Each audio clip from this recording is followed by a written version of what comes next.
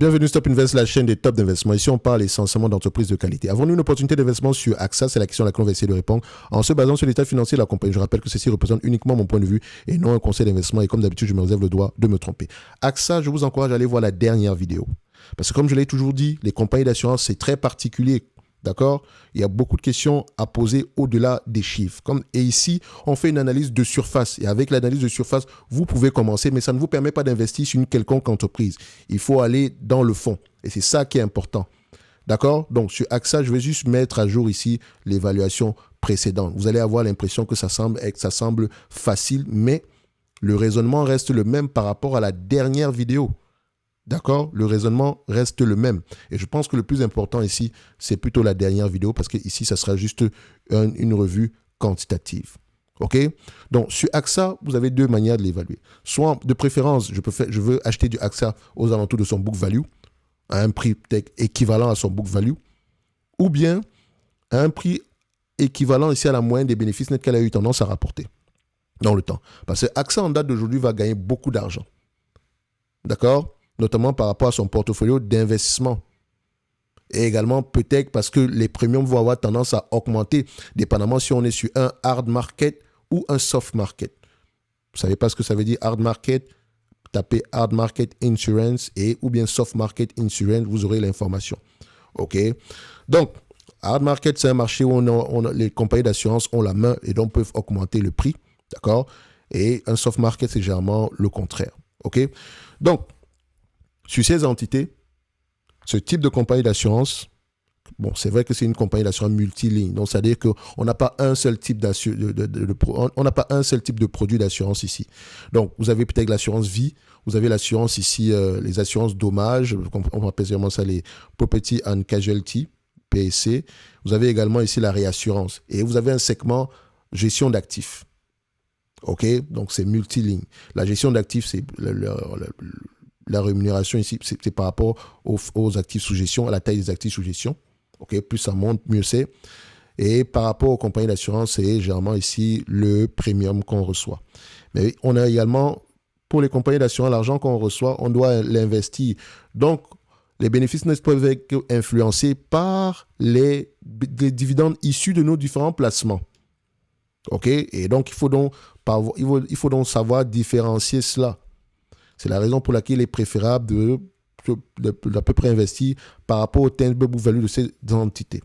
Parce que ici, aujourd'hui, quand on va regarder l'entreprise du point de vue quantitatif, vous allez remarquer que les analystes sont très optimistes ici parce que les entités gagnent beaucoup d'argent. Revenus ici diminuent. OK? Si les revenus diminuent du point de vue, et vous allez remarquer que les marges bénéficiaires augmentent plutôt. OK? Donc, si on a des revenus qui diminuent et qu'on a des marges bénéficiaires qui augmentent, ça veut dire ici que l'entreprise est de plus en plus efficiente. N'est-ce pas? Ce qui n'est pas mauvais. Ce qui n'est pas mauvais du tout. Mais on aimerait comprendre pourquoi on aimerait savoir qu'est-ce qui influence positivement le bénéfice net en date d'aujourd'hui et est-ce que c'est durable? Si l'influence ici est positive parce que les taux d'intérêt ont augmenté et que l'entreprise ici reçoit des dividendes plus élevés par rapport à ses placements en obligations, quand je parle de dividendes, voilà, vous comprenez ce que je veux dire, par rapport à ses placements en obligations, est-ce que l'entreprise pourra maintenir ce niveau-là au cas où les taux d'intérêt diminuent? Je ne pense pas. Ou bien si tout dépend ici de la taille du portefeuille. D'accord, d'investissement. Donc, il faut faire très attention. De préférence, normaliser ces résultats-là. Essayer de l'acheter à un prix qui est inférieur ici à la moyenne des résultats qu'on a pu obtenir par le passé. OK, parce que c'est un business mature. D'accord? C'est un business mature ici. Donc, vous allez voir une chose. Si moi, je prends la moyenne des bénéfices nets dans le temps, je prends les 10 dernières années ici. D'accord? L'entreprise, c'est 5 milliards 500. D'accord? Les 5 dernières années, c'est combien? 5 milliards 900. Les 3 dernières années, nous avons combien? 6 milliards 500. Donc, vous remarquez qu'on a une évolution entre les 5 et 3 dernières années. Est-ce qu'on peut se dire ici que sur les 5 à 10 prochaines années, ça sera la même chose? Je n'en sais rien. Parce que regardez bien. On a déjà eu des périodes où on a gagné moins d'argent après avoir touché le 5 milliards en question. Et donc, si moi je vais investir sur cette compagnie, je vais prendre la moyenne de ce qu'on a pu obtenir, disons, sur les 10 dernières années déjà. Donc, ici, faites attention, mettez-le toujours en yearly, pas sur les 12 derniers mois. Vous allez avoir un chiffre plus bas que ça.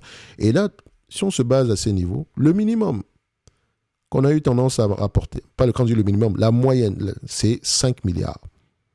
Si on prend le 5 milliards à question par rapport à la capitalisation boursière actuelle, nous avons à peu près un rendement de 6,73%. Si je le compare par rapport au dividende ici, première chose, je veux absolument que le dividende en question soit inférieur à ce chiffre. Je sais que vous voyez 0,6, mais dites-vous multiplié par 100%, par 100 ici, ça vous donne 6,73. Et là, à partir d'ici, pour moi, le dividende, il est safe. OK? Maintenant, les analystes s'attendent à des bénéfices nets de plus en plus élevés dans le futur. Je pense qu'on a aux alentours de 8 milliards ici en année N+3. C'est un business assez prévisible. Malheureusement, je n'ai pas l'information pour... malheureusement, je ne peux pas savoir... le fait que les analystes soient optimistes ici, c'est une bonne chose. Mais ce qui m'intéresse, c'est pourquoi ils le sont. D'où l'optimisme en question ici dépend de quoi? Quelles sont les conditions? Parce que c'est bien de prendre le consensus, normaliser les résultats, mais je veux dire, c'est toujours bien de savoir qu'est-ce qui est inclus dans le 8 milliards en question. Vous voyez ce que je veux dire? Donc, ça passe ici par l'écoute des conférences calls, etc. Parce que, comme je l'ai toujours tantôt mentionné, ceci n'est qu'une analyse de surface. Pour investir à long terme, il faut faire des analyses de fond. Parce qu'en période de volatilité, ce sont les analyses de fond qui vous permettent ici de tenir. D'accord? Donc, on s'attend à du 8 milliards 800. Si je prends le même montant, le 8 milliards 800 ici, c'est que ce soit 8 milliards 800, divisé par la capitalisation boursière actuelle, on arrive sur un rendement de combien? De près de 12% par là. Donc, on s'attend à avoir des bénéfices nets de plus en plus élevés. Mais ces bénéfices nets de plus en plus élevés proviennent d'où? Est-ce que c'est par rapport à l'augmentation du portfolio d'investissement ou bien c'est par rapport à l'augmentation ici du premium combiné, enfin, couplé ici à un combine ratio de inférieur ici à la moyenne? Pour ceux qui ne savent pas c'est quoi le combine ratio, tapez sur Internet. Combine ratio assurance. Dans tous les cas de figure, c'est un élément très important à aller regarder pour voir si l'entreprise ici arrive à bien gérer ses risques. Le risque qu'elle prend ici, généralement, il faut regarder la moyenne parce que certaines périodes, ça sera plus élevé. D'accord?